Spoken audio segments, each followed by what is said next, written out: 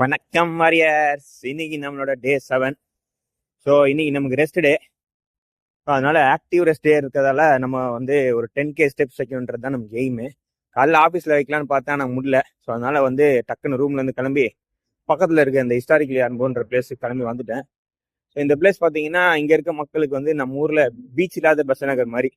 மக்கள்லாம் இங்கே வந்தால் கொஞ்சம் ரிலாக்ஸ் பண்ணுவாங்க ஈவினிங் டைமில். இந்த ஊர் மக்களும் சரி, நம்ம ஊர் மக்களும் நிறைய பேர் நீங்கள் பார்க்கலாம் இங்கே.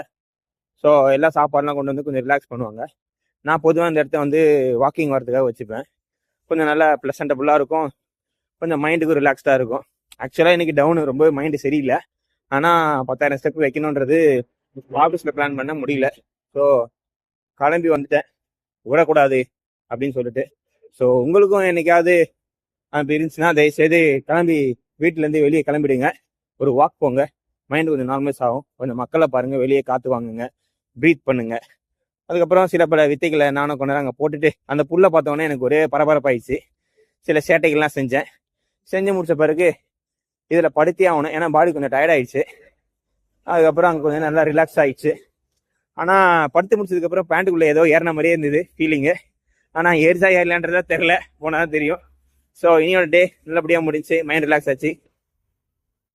அதன் பிறகு மெல்ல அங்கேருந்து நடந்து ரூமுக்கு புறப்பட ஆரம்பிச்சிட்டேன்.